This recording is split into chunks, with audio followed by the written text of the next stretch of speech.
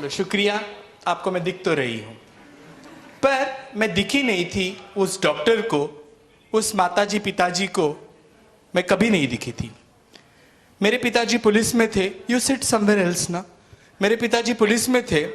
बड़ी लड़की के हो जाने के 10 साल के बाद उनको लड़का हुआ, ऐसे डॉक्टर ने कहा, गोडबोले नर्सिंग होम पूना में।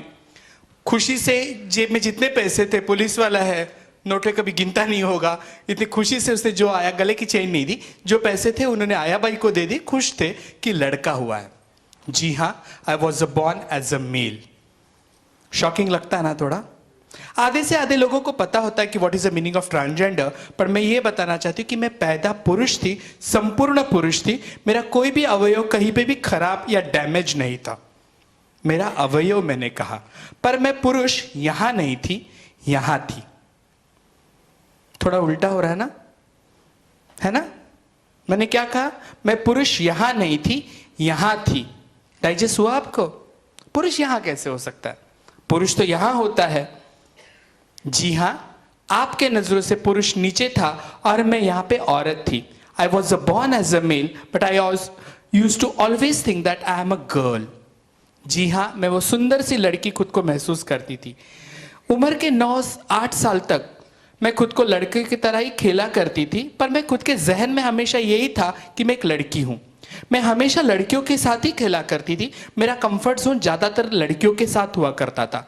लड़कियों की तरह घर घर खेलना, भांडी कुंडी खेलना, मम्मी की साड़ी पहन लेना, तौलिया सर पे लपेट के लोटे उल्टे पुल्टे करके टीचर खेलना। तब दूरदर्शन पे उषा उत्तप का शो आया करता था, सांबा हो, वो गाना देख के लगता था मुझे उषा उत्तप होना है। हाँ, मुझे तब भी लगा था कि मुझे भविष्य में जाके इतनी मर्दानी पर्सनालिटी चाहिए, बड़ी बिंदी लगानी है। दैट्स व्हाई मेरे कहीं ना कहीं जहन में मेरी औरत आकार ले रही थी। बचपन में मैंने ठाना था कि मैं आगे जाके भविष्य में बड़ी बिंदी जरूर लगाऊंगी, पर बच्ची थी ना, तब नहीं जानती थी कि 14 साल के बाद जब हार्मोन्स मेरे शरीर में बदलना शुरू हो जाएगा, मैं लड़की नहीं अनिल कपूर की छोटी बहन लगने लगूंगी। और मैं, हाँ, खरच शिट होते थे, क्योंकि सब जगह बाल आ रहे थे। मेरी खूबसूरती ढक रही थी, मैं खुद को घुटन से महसूस कर रही थी, क्योंकि ढांचा होता है ना, औरत को सुंदर दिखना चाहिए, और तब मैं भी उसी ढांचे में चलती थी। अनवांटेड हेयर हर जगह पे थे, और इसलिए मैं शायद लोगों से कटी सी, सहमी सी रहने लग गई थी। I used to not play with anyone. मैं किसी से बात नहीं करती थी, पर मेरा क्रियाक्रम मैं हमेशा किया करती थी। मैं लड़कियों के साथ हमेशा खेला करती थी। स्कूल कॉलेज में मुझे मराठी, मैं महाराष्ट्र पूना से हुई थी, तो वहाँ पे मराठी में कैरेक्टर है गणपत पाटिल करके। अगर आप 80s या 90s के प्ले देखोगे, एक फनी कैरेक्टर, पैंसी कैरेक्टर था, मतलब जिस तरीके से औरतों का आवाज में बात किया करता था, उसका नाम था गणपत पाटिल। और कोई भी पैंसी मैन अगर थोड़ा सा भी हाथ हिला दे तो उसे गणपत पाटिल बोला करते थे। मुझे आज भी वो दिन याद है। मैं 7 साल की 8 साल की होंगी, पिताजी के बाइक पे, मेरे पिताजी पुलिस में थे, उनके पास बुलेट थी, बुलेट के ऊपर बैठ के आ रही थी। पुणे में चतुर्श्रृंगी टेम्पल है, वहां पे से उन्होंने मुझे वो पानी में जो बोर्ड घूमती है ना, मोमबत्ती लगाने के बाद गर गर, वो एक दिलाई थी, और एक चक्र दिलाया था। और छोटी थी तो मुझे गाड़ी में ऊपर सीट के ऊपर बिठाया था। एक हाथ में वो चक्र लिया था और दूसरे हाथ में मेरे हाथ में बोर्ड था। उस दिन मुझे खुद को संतोषी माता रियलाइज हुआ था, क्योंकि सैटरडे को संतोषी माता पिक्चर देखा था। आई थिंक मैं ही संतोषी माता हूँ। जैसे गाड़ी चल रही थी, वो दोनों चक्र घूम रहे थे, मैं उस आविर्भाव से थी। और किसी ने आवाज दी, ए बाइल्या। इतना सुनते ही शब्द मेरे पिताजी ने मुझे जोर से गाड़ी से उठाया, नीचे रख के एक बम पे लात दे दी। वो लात आज तक है। उस दिन से आज तक मेरे पिताजी ने मुझसे बात कभी नहीं की। आज मैं उम्र की 37 हूं, 38 में टर्न आउट होंगी। आज तक मेरे पिताजी ने 7 साल की उम्र में किसी ने मुझे बाइल्या कहा, मेरे पिताजी ने मुझे गाड़ी से उठा के मेरे बम पे एक पिछवाड़े पे लात दे दी, और आज तक उनकी मेरी कट्टी बट्टी चालू है। जिम्मेदार कौन? आप लोग हो। मेरे पिताजी की तो कोई गलती नहीं थी। उन्होंने मुझे चक्र दिया था, मुझे बोर्ड दी थी, पर आपके एक शब्द ने उसके मन पे इतना घाव हुआ कि आज तक वो सहन नहीं कर पाया। हम किसको दोष दे? कल तक मैं मेरे पिताजी को बहुत गाली देती थी, अरे इन्होंने ही मुझे पैदा किया, ये जो पढ़ती हूँ ना मीटिंगों में जाती, इन्हीं के क्रोमोसोम से हम आते हैं, इन्हीं माँ बाप के गुणसूत्र से बच्चे हैं, मेरे पिताजी काले थे इसलिए मैं काली हूँ, शायद माँ का नाक मुझे आया, तो मैं तुम्हारी थी। पर मैं आज जब मेरे पिताजी के लिए कल तक मेरे दिल में बहुत गुस्सा था। मैं नफरत करती थी उस बंदे से कि वो मुझे स्वीकारता नहीं है। पर जब कल मैंने मेरे बच्चे के साथ मैं कहीं चल रही थी और किसी ने मुझे कहा हिजड़ा है, अभी से ताली बजाना सीख लेगा, मेरे आंखों के आंसू में रोक नहीं पाई। हाँ, आई am a mother without uterus, I am the माँ। Yes, I always say motherhood is a behavior to love someone, to care someone, that is a motherhood. मातृत्व के लिए आपको गर्भाशय होने की जरूरत नहीं। यहाँ पे बैठे सभी लोग माँ है, क्योंकि हम किसी के ऊपर बहुत निस्वार्थी प्यार कर सकते हैं, वो है मातृत्व जो मुझ में कूट कूट के भरा है। जब मेरे पिताजी ने मुझसे बात नहीं की तो मुझे बुरा लग रहा था। मैं इस टॉपिक के ऊपर आऊंगी, आप जहन में घूमते रखिएगा कि ये इंटरवल के बाद ये क्या बताएगी, क्यों अभी पिताजी के ऊपर इसको गुस्सा नहीं है। मेरे पिताजी ने मुझसे बात करना छोड़ दिया था। माँ बहुत जल्दी गुजर गई थी। मुझे आज भी वो किस्सा याद है। मेरे मामा ने मुझे गोद में उठाया था और माँ को अग्नि देने को कहा था। मैंने मेरे मामा का नोचा था, चेहरा नोचा था कि हाच मामा आमच्याकडे येतो, हमारे माँ से राखी बंधवाता है, आज मेरी माँ सोई है तो उसे आग लगाने कह रहा है। मैंने मेरे मामा को जोर से काटा था, मेरे मामा को नोचा था। मैं बहुत छोटी थी, मेरी माँ मर चुकी थी। माँ को अग्नि देने के लिए मैं मामा के कंधे पे थी। इतना ही मुझे आज याद है। गुस्सा, नफरत जो भी था उतना ही दबा दबा था, किसी से प्यार ही नहीं था। एक शब्द ने मेरी जिंदगी बदल चुकी थी, बाइला करके। My daddy used to never used to talk with me. बहुत आलीशान घर था मेरा। My daddy was in police, assistant police commissioner थे मेरे डैडी, एसी पे थे उस वक्त। आप समझने की कोशिश करो, बड़ा बंगलो था, पूना में, एरोडा में उनका घर है। 4-5 बेडरूम वाला फ्लैट पर इस बेडरूम से मैं उस बेडरूम चली जाती थी, डैडी उठ के चले जाते थे। मैं टीवी बैठने भी चली जाती थी, डैडी उठ के चले जाते थे। उनके आंखों में मैंने सिर्फ मेरे लिए नफरत नफरत नफरत ही देखी थी। लोगों के बच्चों के डैडी घुमाने लेके जाते थे, डैडी उनसे बात करते थे, मेरे साथ बात करने वाला कोई नहीं था। अब भावुक मत होइएगा, क्योंकि मैं खुद को रोक नहीं पाती थी। जितनी स्प्रिंग दबती थी उतनी मैं स्ट्रांगली कड़ी थी।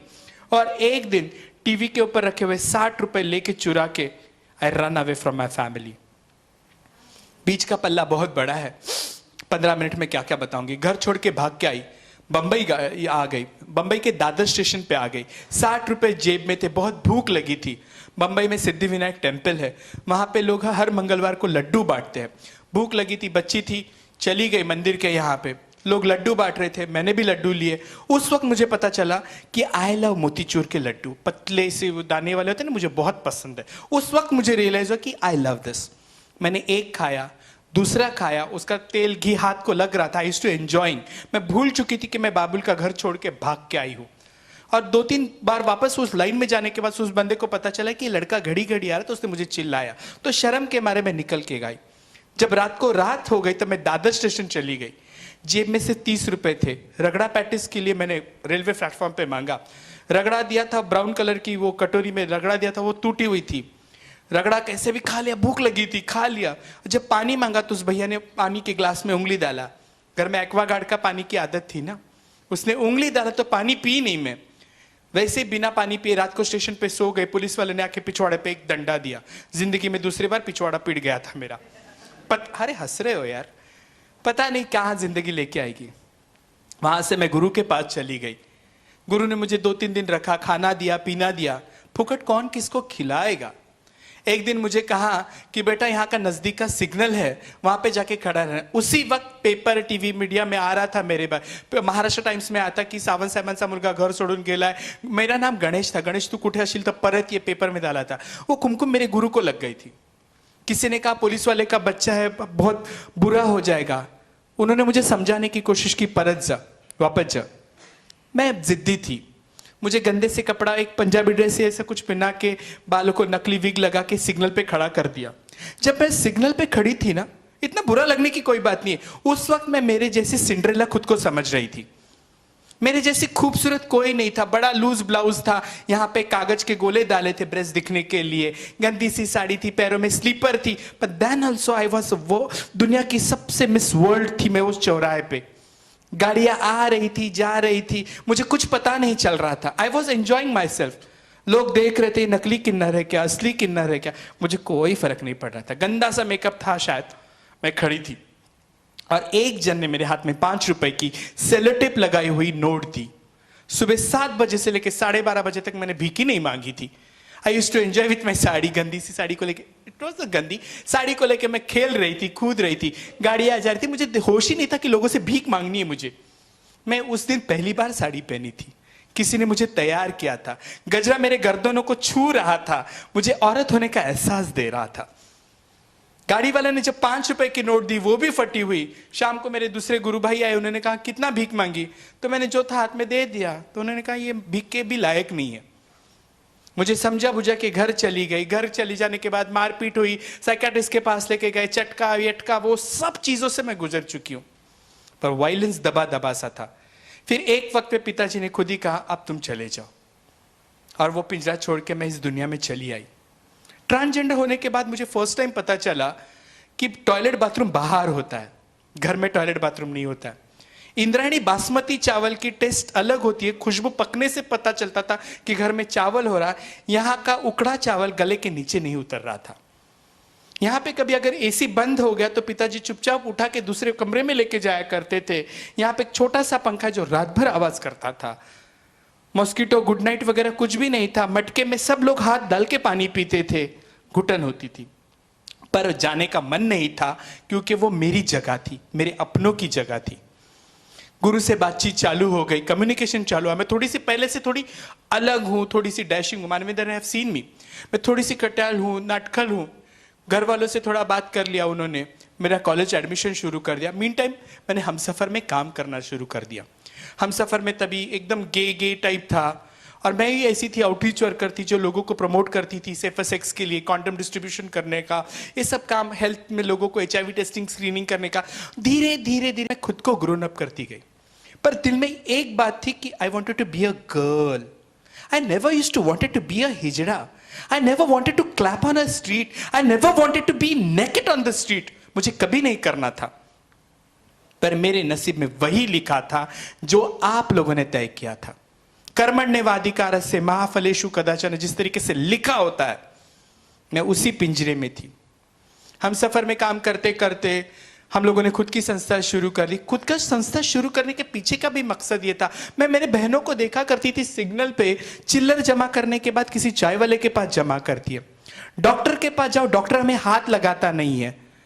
एक मेरे गुरु भाई को किसी से इश्क हो गया था, उसने जला के ले लेता। सायन हॉस्पिटल बॉम्बे का सबसे बड़ा गवर्नमेंट हॉस्पिटल है, मुत्री के बाजू में उसको रखा था। डॉक्टर इंजेक्शन देने को तैयार नहीं थे, मैंने वो सब देख रही थी। मेरे घर में पॉमेरियन कुत्ता था, उसे लेके जाने के लिए रिक्शा वाले को सुबह फोन करते थे, काका तुम्ही याल ना राजूला घेऊन जायचं डॉक्टरकडे। मेरे कुत्ते के लिए इतना था, और मुझे आज पता चल रहा था कि सायन हॉस्पिटल में, गवर्नमेंट हॉस्पिटल में मुत्री के बाजू की जगह मेरे लिए रखी है। आप समझने की कोशिश करिए दंव कितना होगा किसी के साथ। जब हम लोगों ने चार चौकी शुरू किया तब एक ही मोटिव था कि हम लोग इनको एक DIC देंगे जहां पे लोग आके नहाएंगे, धोएंगे, साफ सुथरे रहेंगे। एक चटाई से लेके मैंने शुरू किया थी संस्था, एक चटाई से। मोटिव इतना ही था कि ट्रांसजेंडर आए, कभी आते थे साबुन लेके भाग चले जाते थे, कभी दारू पी के आते थे, चाइनीज फ्राइड राइस खाते थे, उनका फेंका हुआ प्लेट में उठा लेती थी। पर मोटिव इतना ही था कि मुझे इनको संगठित करना है। इतना आसान नहीं था। फाइट समाज के साथ थी, फाइट मेरे अपनों के साथ थी, और मेरी फाइट मेरे बिरादरी के साथ थी। जब तुम त्रिकोण के एक मध्यांक पे खड़े हो ना, व्यास नहीं बनता। मेरे अपने ही मुझे दूरकार रहे थे, मेरा समाज भी मुझे यही कह रहा था कि आपला नहीं बदलना, यही हमारी जिंदगी, यही हमारा प्रारब्ध है। जब हम लोग HIV एड्स में काम करना शुरू करते करते गए, प्रोजेक्ट्स आने लग गए, लोग एम्पावर करने लग गए, समाज से पहला मुझे विरोध हुआ। क्यों? कि मैं ये हायरार्की तोड़ रही हूँ, पितृसत्ता को छेद दे रही हूँ, गुरु चेला सिस्टम को मैं चिल्ला रही हूँ। मैं बोलती थी कि हमको भीख नहीं मांगना, हमको काम करना है।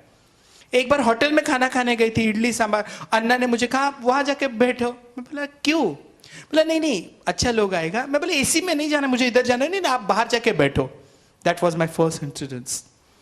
आज वही होटल के AC रूम का वो मैनेजर मुझे आकर बताया, आइए ना, अंदर बैठे ना, आप यहाँ बैठो कि लोग आपका फोटो लेंगे। चेंज टाइम होता है।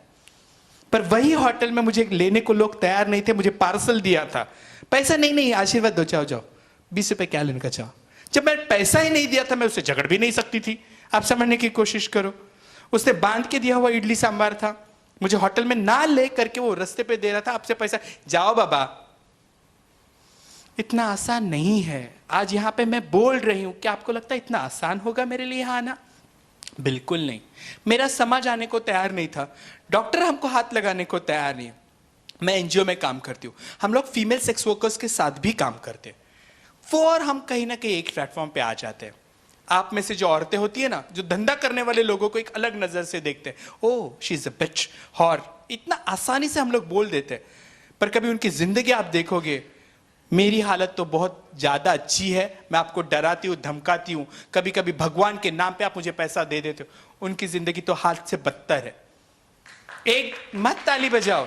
एक दिन हम लोग डीआईसी एनजीओ वाले, हमारे पास वो टपरवेयर के डब्बे नहीं होते ना, हम लोग टेबल पे बैठ के खाना खाते, जमीन पे बैठ के सब खा रहे थे। फैब इंडिया के कुर्ते में पहनने लग गई थी, एम आई राइट? तो हम लोग बैठ के खाना खा रहे थे। एक औरत ने आके मुझे पूछा, तब मैं थोड़ी भारी भक्कम होने लग गई थी, ज्यादा फैट्स खाती थी, लड्डू खाती थी। तो मुझे कहा, अम्मा डू यू हैव अचार?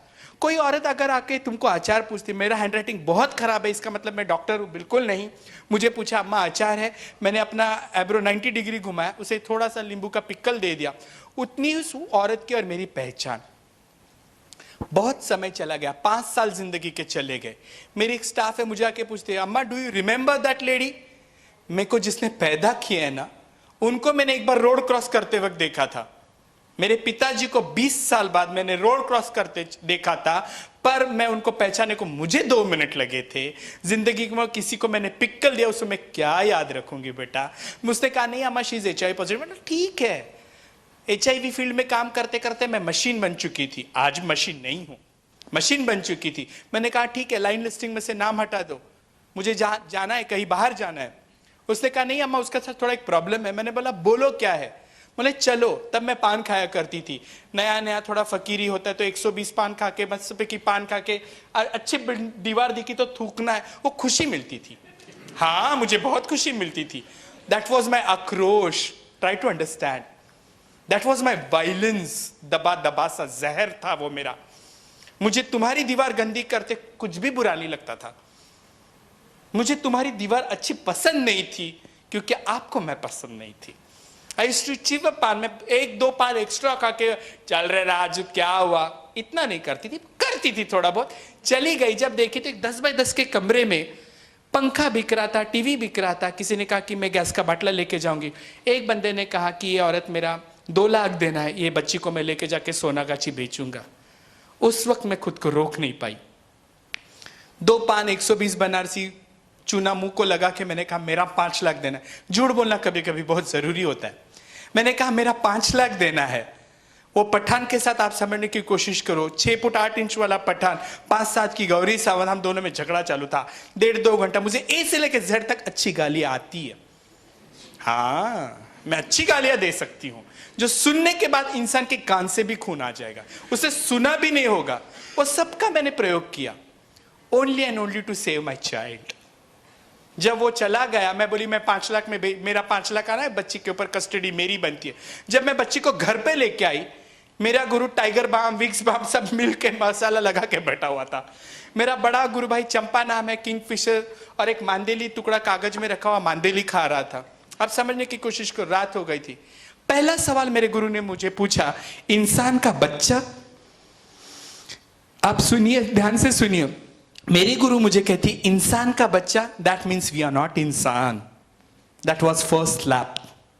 मैंने कहा हाँ। बोला, अरे तू ये 8 लोगों की बच्ची उठा के लेके आई, तू क्या मुसीबत है, इधर झोपड़पट्टी वाले जीने देंगे क्या? किसी ने कहा धंधा करवाएगी क्या बच्ची से, बुढ़ापे का सारा। सब सुन सुन के मैं कंटाल गई थी, पर मेरे पास जवाब नहीं था। मेरी बच्ची वो फिश के टुकड़े को देख रही थी। दारू पीते पीते मेरा गुरु भाई वो छुपा रहा था। मेरे गुरु ने चावल दी, राइस दी। फिर मैंने बोला, भाई गुरु भाई थोड़ा सा टुकड़ा उसको मांदेली का तो डाल दे। बच्ची खाई, तब मेरा गुरु भाई बोलता, कितना खाना खाती है? 3 दिन। आप समझिए, 6 साल की बच्ची 3 दिन भूखी थी। बच्ची कांटे के साथ मच्छी खा रही थी, मैं देख रही थी उसे। मैं प्योर वेगन हूं, मैं अंडा तक नहीं खाती हूँ, पर उसको खाते वक्त मेरे को तृप्ति का एहसास हो रहा था। रात हो गई, हम एक पलंग पे सोते हैं। मैं ब्लेस्ड हूँ, थोड़ी दादागिरी करती हूँ, इसलिए मुझे थोड़ा ऊपर देते हैं। ऑफिसर की बेटी हूँ ना, AZ सिक्योरिटी मिलती है मुझे। तो मैं पलंग पे ऊपर सोई, मेरी गुरु नीचे सोई थी। बच्ची को कौन सुलाएगा? दारू पिया गुरु भाई उसके बाजू में, वो सोएगी नहीं। मेरी गुरु के बदन से तो मतलब वो उसके होश में नहीं थी। बच्ची मेरे बाजू में आई, रात हो गई, एक छोटा सा कंबल था, वो बच्ची खींच रही, मैं खींच रही, तब मुझे लगा कि इसको क्यों ये मुसीबत में लाई मैंने, ये क्यों जड़ी बूटी लेके आई, मैं खुद की जिंदगी क्यों जहन्नुम बना ली। रात को 1:30-2 बजे बच्ची ने मेरे पेट पे हाथ रखा। आप उम्मीद करिए आज तक वो मैं हाथ हटा नहीं पाई। She is my daughter, her name is Gayatri. अब बचाते हैं ये गायत्री के लिए। देखो, बच्चा पैदा करने के लिए मुझे इमली खाने की जरूरत नहीं पड़ी, 9 महीना रुकने की जरूरत नहीं पड़ी। जिस पावरफुल ताकत से वो लड़की ने मुझे पकड़ा था ना, मेरे पेट को मुझे झिंझोड़ दिया था, मेरा मातृत्व का एहसास उस रात मेरी डिलीवरी हो चुकी थी। वो गायत्री मेरी जिंदगी में आई। बच्ची बहुत शरारती थी, क्योंकि मेरे घर में संस्कारी, आई हैव अ टाइम ना, ऐसे कर देना फिर, हाँ हाँ, ये लोगों को आदत होती है। बच्ची को जब मैं स्कूल जाती थी, मेरी बच्ची के रोज कंप्लेंट आया करती थी। बच्ची को पता नहीं टीचर रोज क्यों चोटी बांध के आने को कहते हैं। मैं एक दिन चोटी बांधी, बच्ची छोड़ देती थी। दूसरे को रोज मैं बोलती थी कि अम्मा जरा मेरी बेटी की चोटी डाल दो। एक दिन गुस्से से मैंने जाके उसे जेंट्स सैलून में बैठाया, उसका बॉय कट कर दिया, मशरूम कट कर दिया। बच्ची रो रही थी, बच्ची के आंखों के आंसू अंगूर की तरह थे। मैं मजबूर थी, क्योंकि मुझे चोटी डालने नहीं आती थी। टीचर बिना चोटी के स्कूल में बच्ची को ले नहीं रही थी। एक दिन पेरेंट्स को बुलाया, मैं चली गई। टीचर ने कहा इसके माँ बाप को बुलाया। मैंने कहा मैं ही उसकी माँ हूँ। टीचर को पसीना छूटने लग गया, टीचर शिवरिंग होने लगे। उसे मुझे प्रिंसिपल के कमरे लेके गई। प्रिंसिपल ने मुझे बैठने को, मैंने कुर्सी ऐसी की, प्रिंसिपल ने कहा खड़े हो जाओ। चेयर मैंने हाथों से, ऐसी लकड़ी की स्कूल की chair, sir you can sit here. Chair sir यहां बैठिए ना, इकड़े इकड़े बसा ना। चेयर ले ली। टीचर ने मुझे कहा आप खड़े हो जाइए। प्रिंसिपल मुझे कहती है खड़ी हो जाइए, आप समझने की कोशिश करो। प्रिंसिपल ने मुझे सवाल पूछा, आप क्या हो? हिजड़ा हूं। वो क्या है? औरत है। आप उसको हिजड़ा बनाना चाहते हो? मैंने बोला नहीं, मैं तो उसकी परवरिश कर रही हूँ, मैं मदर टेरेसा बन रही हूँ, मैं उसका ख्याल रख रही हूँ, मैं उसके लिए कितना कर रही हूँ। बोला आपकी लड़की स्कूल में गंदी गंदी गालियां देती है, लोगों को मारती है और कहती है ज्यादा तुमने मुझे अगर टिफिन नहीं दिया, पेंसिल नहीं दिया, तो मैं हिजड़े लोग, छक्के लोगों को लाके तुमको मारूंगी। आपके बच्चे को संस्कार दे ही नहीं पा रही थी मैं, उसका ग्रास कम था मेरे लिए। उस डिसीजन से मैंने उसको हॉस्टल में रख दिया। थोड़े दिन बाद मेरे मीडिया फ्रेंड्स है, किसी ने मेरे बारे में आर्टिकल लिखा, यूनक मदर। यूनक का मतलब है castrated man. I am not only castrated man, I am a woman, I respect my self, my journey is not a eunuch journey. लिखा, मैं रातों रात फेमस हो गई, लोग मुझे जानने लग गए, पहचानने लगे, इंटरनेशनली मैं फेमस हो गई। पर मैं वही गौरी सावंत थी जो रास्ते पे थैले वाले के साथ झगड़ा करती थी, कहीं पे भी सिग्नल पे कोई भी हिजड़ा मिले उसके साथ बैठ के चाय पीती थी, मजा मस्करी करती थी, स्वच्छ भारत अभियान की तरह थूक के रख देती थी। एक दिन बंबई का कमाटीपुरा रेड लाइट एरिया है, वहां पे मैं चली गई। वहां पे 2 बांग्लादेशी लड़कियों ने मुझे पूछा, अम्मा की भालो लागছে तुम्ही की बंगाली ना गे खांड के आम्ही की किती बंगाली ना ना, आपकी बड़ी बिंदिया बड़ी प्यारी लगती है। मैं बोला जा 120 बनारसी पान लेके आ। आधा घंटा वो लड़की आई नहीं। मैं बोली ये लोग बहुत चैप्टर बंगाली लोग, हाँ ये लोगों मारो, इधर रखो मत इन लोगों। मैं ज्ञानामृत दे रही थी किसी को। और एक छोटा सा पिंजरा होता है सेक्स वर्कर्स की, जैसे टूर्स के बस होती है ना, पर्दे लगे हुए ऐसी बस होती है, छोटी बस की तरह उनका घर था, कर्टन लगा है। मैं टहल रही थी, मैं एक जगह 10 मिनट की ज़्यादा बैठ नहीं सकती हूँ, तो चली गई। तो मैंने कर्टन खोला तो एक लड़की जो उसकी बहन थी वो वहाँ पे सोई थी, उसके बाजू में छोटी सी लड़की रखी थी, और वो लड़की माँ के दुपट्टे के साथ खेल रही थी, ऐसा हाथ पकड़ रही थी, छोड़ रही थी, और उसके बाल बहुत सुंदर, बंगाली थी, बड़ी बड़ी आंखें, बाल छोड़ के मैं इसे 2 मिनट देख रही थी। और जैसे मैंने देखा तो एक अंकल अपनी जिप लगा रहे थे। मुझे शर्म आ गई थी खुद को। जिंदगी में दूसरा तमाचा मुझे मिला था। मेरे पिताजी, मेरा बाप, मेरा भाई, मैं सभी को मेरा ही कह रही हूँ, मेरे पिताजी, मेरा बाप, मेरा बेटा, मेरा हस्बैंड जिप लगा रहा था। मैंने बहुत ताकत से वो पर्दा बंद कर दिया। वो अंकल का, मेरे पिताजी का जाने का इंतजार किया। जब वो चले गए, बच्ची को उठाया तो बच्ची के बदन से सुसु ग्राइप वाटर का मिक्स बास आ रहा था। मैंने उसको देखा, आई जस्ट स्माइल्ड। कुछ बोलने की हिम्मत ही नहीं थी मुझ में, शर्म टूट चुकी थी मैं। उसने कहा तुझे चाहिए क्या? मैंने कहा तू देगी क्या? अगर मैं नहीं दूंगी तो ये आर बनेगी। Try to understand.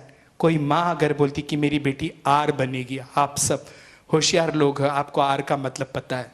यहाँ माँ विवश, बच्ची का फ्यूचर उसने तय कर लिया है। मुझ में उस रात हिम्मत नहीं थी। बच्ची को मैंने नीचे रखाया।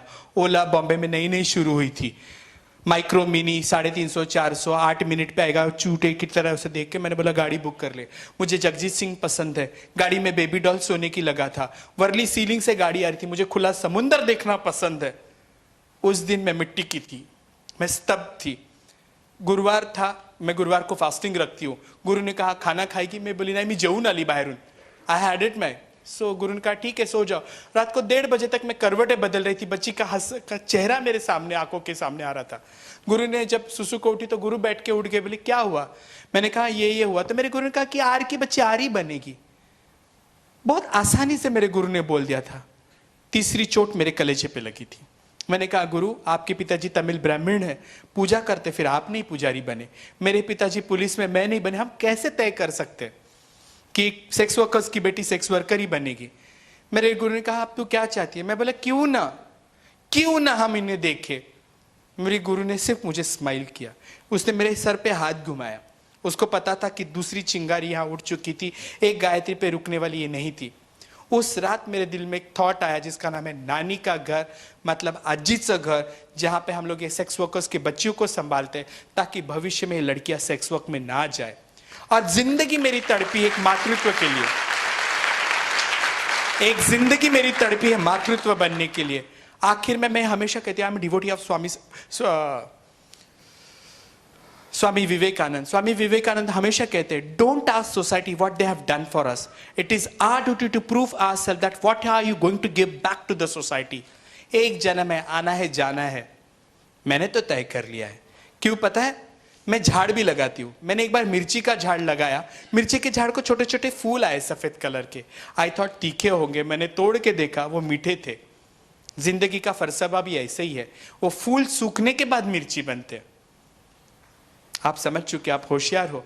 मैं नहीं चाहती हूँ कि जिंदगी में कोई भी लड़की सेक्स वर्कर बने, इसलिए जो मैं काम करती हूँ जिसका नाम है नानी का घर, जरूरत तो नहीं होनी चाहिए, पर लड़कियां कूड़ों में कचरों में फेंकी जाती है। आज लड़कियां कोई भी सुरक्षित नहीं है। मेरी बहन हैदराबाद में कल गैंगरेप करके जला दी गई, कल किसी को जला दिया, मार दिया गया। आप समझने की कोशिश करो। मैं साड़ी पहन के अगर स्टेशन पे, आपको क्या लगता है ये कफन ओढ़ के मैं सुरक्षित हूं? मेरा कफन ओढ़ने वाला मेरा जेंडर पूछेगा? यहाँ के जेंडर इक्वालिटी पूछूंगा, बात करूंगी मैं, मेरी चॉइस पूछेगा? कोई नहीं पूछेगा। ये कफन ओढ़ के हम चलते हैं। पर जिंदगी में जाते जाते इतना ही कहूंगी, I don't have any magic sticks to tell you what I have learn from my life. You know, don't give up, life is very beautiful. कोई एक चीज तुमको डिमोरलाइज कभी नहीं कर सकती है। If you have a strong vision and statement, if you can make a smile society, they will love you. क्योंकि जब मैंने आपके बच्चे को गोद लगाया, आपने मुझे माँ भी बना दिया, पर मैं मेरे गुरु की चेला थी। आपने मेरे रिश्ते को कभी नहीं स्वीकारा। इस नोट पे मैं टाइम हो गया? यस, तो बेल बजा दे फिर, ऐसे बुलाते बोलते टाइम खत्म हो गया। इस नोट पे मैं रुकना चाहूंगी। अगर कुछ ज़्यादा बोली हूँ, हर्ट किया होगा तो मुझे माफ़ कर दीजिएगा, क्योंकि मैंने पहले ही कहा मैं सिर्फ 6 साल की हूँ। स्वतंत्र भारत में मुझे मेरी आइडेंटिटी अभी मिली है, पर मैं उस शिखंडी की आखिरी औलाद हूँ जो हर चौराहे पे नंगा नहीं होना चाहती हूँ। मैं थोड़ी सी ज़िद्दी हूँ क्योंकि मुझे मेरे अपनों ने ठुकराया है, और आप मुझे उम्मीद करते हो कि मैं सही से रहूँ। मेरी परवरिश मेरे घर वालों ने मुझे दूर किया है, तो मुझ में वो संस्कार शायद नहीं होंगे, पर मैं सीखने की कोशिश जरूर करूंगी। और आखिर में कानून बदलने से कुछ नहीं होता, हर एक की अपनी सोच बदलेगी, तब मेरे ख्याल से लगता है ये मोहब्बत की दूरियां मिट जाएगी। क्योंकि आपकी ताली ताली है, मेरी ताली आक्रोश है। मेरी जैसी ताली आप सुनना पसंद नहीं करते हो। इसी नोट पे रुकती हूँ। जय हिंद, जय महाराष्ट्र। लोगों को स्पीचेस दी है, मैंने सभी फॉलो किए हैं। तो सो मैम, एक मतलब ट्रांसजेंडर के बारे में एक क्वेश्चन था कि अब तक मैंने जितने भी मूवीज़ देखी है, एक्चुअली अगर हमें चेंज करना हो विजन, ये मेरा खुद का एक सुझाव है कि ट्रांसजेंडर की अभी बहुत सारी मूवीज है जिसमें ट्रांसजेंडर को दिखाया जाता है। मतलब एक मूवी थी कि जिसमें ऋषि कपूर देख रहे थे, तो उसमें एक बहुत मेजर कॉज मुझे लगा कि वो अगर किसी को ट्रांसजेंडर दिखाना है तो वो अपना सेक्स रिप्रेजेंट करेंगे। मतलब कोई अगर अच्छा मर्द दिखे तो अपने वो ओट दबा देंगे, और यही कुछ सब कुछ चीज़ें हैं ना, हम लोग सीखते हैं, हम बच्चे हैं तो हम सीखेंगे कि वो ट्रांसजेंडर है, वो तुम्हारे देख के तुम्हें ठरक की नज़रों से देखेगा, वो लड़का है तो लड़कों को ठरक की नजर से देखेगा। तो I think so this is not the first identity of a transgender. No, see you are comparing all everything. मतलब फ्रिज में रखा हुआ चावल दाल तुम मिक्स कर रहे हो, है ना, ये जरूरी नहीं कि ट्रांसजेंडर्स को एक लड़का ही पसंद आएगा. My partner is a trans man. You getting my point. और ओट और हमारे लैंगिकता के बारे में बात ही नहीं की जाती है ना, है ना. और किसी को इतना, क्योंकि समाज का ढांचा है. मेरे मामा ने मामी के साथ शादी की, मेरे काका ने काकी के साथ शादी की. अगर मेरा कोई मामा किसी हिजड़े के साथ शादी करता तो शायद मुझे तकलीफ नहीं होती थी. आप समझ रहे, समाज में शादी का व्याख्या ही ये किया गया है. और जब तुम बोलते कि हम आदमियों को देख के वोट पसंद करते हैं, हम औरतों को नहीं करते, ये गलत मत रहिएगा, है ना. नहीं, आई एम नॉट सेइंग दैट कि हमें वही विजन चेंज करनी है कि उनकी एक अलग से आइडेंटिटी वैसे भी है. पर किसी को देख के सभी ऐसे नहीं होते. मैंने कभी जिंदगी में किसी मर्द को देख के नहीं किया, शायद किसी मर्द ने मुझे देख के किया होगा. उनके नजरों से मैं घायल हुई हूं. कभी कभी ऐसे नजरों से भी मैं खुद को परेशान महसूस की हूं. तुम्हें क्या लगता है मुझे छोड़ा गया होगा? ओके है ना. तो इस तरीके से ये सिर्फ वन वे ट्रैफिक अगर तुम करोगे आप. मैंने इसलिए कहा ना कि मेरा समाज कौन था, मुझ में संस्कार नहीं किए गए. मुझे किसी कमला हमला ने पैदा नहीं किया है. आप जैसे, आपके जैसे घर में कोई होगा तो आप बोलेंगे बड़े आएंगे तो इस तरीके से. मुझे में संस्कार ही नहीं थे ना बाबू. अब मैं खुली हूं, मुझे तुम पसंद आए तो मैं बोले और चिकने. शायद कोई दूसरे गट्स नहीं होंगे बोलने के लिए. और मैं सेक्स के बारे में खुल के बोलती हूँ, इसलिए शायद मैं बदतमीज हूं. मैं सेक्स वर्कर हूं तो मैं पटरी के यहाँ पे किसी झाड़ के इधर खड़ी होती हूँ. समझ जाओ, मैं सेक्स वर्कर हूं, मैं झाड़ के नीचे खड़ी हूँ. मेरे पास, मैं सेक्स वर्कर हूं इसलिए मैं झाड़ के नीचे खड़ी हूं. वहां पे कौन आता है पता है? तुम्हारे पिताजी, तुम्हारे भाई, तुम, तुम्हारा बेटा, तुम आते. मैं तो वही खड़ी रहती हूँ. नाम किसका खराब है? मेरा क्या है? मैं सेक्स वर्कर. बाजार में अगर नहीं बिकते थे तो क्या खरीदार नहीं होते थे? लोग कोई हमसे नाता रखने नहीं चाहते. एक पोएट, मेरी दिशा शेख करके, उसने कविता लिखी हिंदी में. बरसात आने के बाद एक आदमी जाके दीवार के बाजू में खड़ा हो गया. बरसात आ रही थी तो एक आदमी जाके दीवार के बाजू में खड़ा हो गया. दीवार को लग गया मैं घर बन गई हूं. दीवार को लगा मैं घर बन गई हूं. पागल दीवार थी, ये नहीं जानती थी बरसात रुकने के बाद वो चला जाएगा. हमारी जिंदगी में आने वाले आदमी वक्त के लिए आते और चले जाते, क्योंकि रिश्तों को कोई नाम ही नहीं है उसके लिए. ये इंडस्ट्री में है तो सेकंड क्वेश्चन ये है कि हम ऐसे क्या प्रैक्टिकल स्टेप्स ले सकते हैं सोसाइटी में जिसकी वजह से ये जो सेक्स इंडस्ट्री है. इतने मत सवाल पूछ, एक एक पूछ ले, तुझे मैं टाइम दे देती हूँ. Okay. सेक्स वर्कर इंडिया में लीगल नहीं है, पहली बात. ओके वो लीगलाइज करो. ओके कोई भी लीगल करो, फिर उसके ऊपर. जब अनलीगल वर्क है, मोस्ट ऑफली फोर्स गर्ल्स है जो हरेस्ट कर. जब तुम लीगल कर दोगे तो उसके ऊपर ढांचा हो जाएगा. अब ये औरतें बच्चे पैदा करती है. आप हमारे यहाँ पे औरतों को अधिकार नहीं है. अगर मैं किसी हॉस्पिटल में लड़की को लेके जाती हूँ सेक्स वर्कर को, उसको बोलते रोजी आदमी का क्या नाम लगाने का, तो मेरी रोजी बोल देती कि अक्षय कुमार लगा दे. She don't know. आप समझ रहे मेरे हंसने की ये बातें, क्योंकि औरत को रोजी को नाम अपना लगाने का अधिकार नहीं है. मैंने 10 फीमेल सेक्स वर्कर को इकट्ठा किया, बोला पैन कार्ड बना के हम आरटीआई फाइल कर देंगे, हम ना टैक्स भरेंगे और उसमें लिखेंगे सेक्स वर्कर है. वो वकील, मेरे सीए ने मुझे वापस दे दिया, मेरे को ब्लॉक लिस्ट में डाल दिया. अब समझ रहे, सेक्स वर्क लीगल कर दोगे तो बहुत सारी चीजें हो जाएगी. उसे भी काम तरीके से देखो. Okay thank you. दूसरा सवाल ये था कि what practical steps we can take कि ये सेक्स इंडस्ट्री इंडिया से खत्म हो सकती है क्या? क्यों पर पहले विश करनी थी. ये सोच को तुम क्यों ये कर रहे हो? तुम इसे घृणा की नजर देखो. यहां बैठ के कोई भी प्लेटफॉर्म पे ये कोई नहीं बोलेगा मेरे को 2 लड़की, एक को मैं आईएएस ऑफिसर बनाऊंगा, दूसरी को सेक्स वर्कर बनाऊंगा. कोई नहीं बोलेगा. और ये भी बोलना उचित नहीं होगा कि वो औरतें करके हम मां बहनें सुरक्षित है. सुरक्षितता आपने सबने देखी है. इस तरीके से आप करोगे कि ये बंद कर दो तो नहीं होगा. नहीं, मेरा क्वेश्चन ये, जैसे आपने बोला कि हरास करके उनको लेके आया जाता तो उसके ऊपर सख्त कानून बनाओ. That is what नाबालिग लड़कियां, बांग्लादेशी लड़कियों को लाया जा रहा है, वो रोक दिया करो. पर बांग्लादेशी लड़की को छोड़ दो, उसके गोद में जो बच्चा है वो तो मेरा है ना. उसे सुविधा दे दो, उसके स्कूल कॉलेज में तो एडमिशन दे दो. उसकी कोई लड़की वापस दोबारा से सेक्स वर्क ना बने. वो जिस दिन वो सेक्स वर्कर बनेगी उस दिन तुम्हारी और मेरी हार है जिंदगी की. Thank you.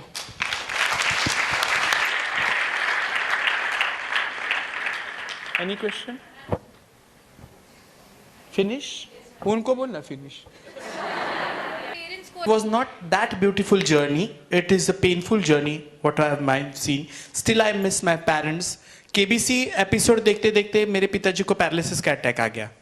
आप समझने की कोशिश करो. लोग मुझे बोलते हैं आपको KBC में देखा बहुत अच्छा लगा. अरे मेरे बाप को पैरालिसिस आ गया, अटैक आ गया. Still he has not accepted me. हाँ, स्वीकृति करने के लिए अगर हम सही है, अगर तुम्हें लगता है कि तुम्हारी लैंगिकता सही है तो तुम छुपने के बजाय सामने वाले को बताओ. जब तुम कैसा ना छोटा बच्चा मेरे बच्चे जिद करता है नाही मला पाहिजेच तो मैं बोलती आज नहीं उद्या जब वो 10 बार करेगा तो मैं दे ही देती हूँ जब तुम्हें पता है कि तुम्हारी लैंगिकता ये कितने सारे लोग हैं यहाँ पे पेरेंट्स के मजबूरी की वजह से कम आउट नहीं होते करके शादी कर लेते हैं एक शादी होने के बाद बीवी को बोल देते कि मैं गे हूँ मुझे आपको छोड़ना पड़ रहा है एक दोनों की जिंदगी खराब हुई है हमारे यहाँ पे पितृसत्ता है एक लड़के को सिर्फ मेरे को हमको भी बोलेंगे शादी कर ले आगे का आगे देखा जाएगा दारू पी रहा है तो बोले लग्न करूँ दे शादी कर तो सुधर जाएगा पर कल को अगर तुम्हें लड़का होना है तो क्या तुम्हें लगता है कि समाज तुम्हें इतने आसानी से होने देगा बोलेगा क्या हाँ होने का ठीक है एक बच्चा पैदा कर लो फिर देखा जाएगा तुमको क्या करना है रिसेप्टिव पार्टनर ही तो बनना है ये माइंडसेट चेंज करना होगा एलजीबीटी को हम जिस तरीके से प्रेजेंट कर वर्गर की नहीं हमारे पास अर्जुन था बृहन्नडा का जिसने किया था 6 साल जिंदगी का उसका कहीं पे भी कैस्ट्रेशन लिखा हुआ नहीं है वी रिस्पेक्ट ना तो हमको अगर करना है तो हमको पता है कि हम क्या है तो डर के मारे किसी दूसरे की जिंदगी खराब करने से अच्छा स्ट्रांगली अपने पेरेंट्स को बोलो और जिस वक्त आपके पेरेंट्स आपके साथ खड़े होंगे ये तो बाद में आएंगे तमाशा देखने के लिए एक कहावत है देसी घी का लड्डू टेढ़ा ही सही वो मेरा है जिस वक्त अपने पेरेंट्स मैंने जैसे पहले कहा था बाइक के ऊपर मेरे पिताजी ने समाज के डर से मुझे लात मारी थी अगर यही समाज उनको नहीं डराता था शायद आज मैं कुछ अलग होती नमस्ते करायचं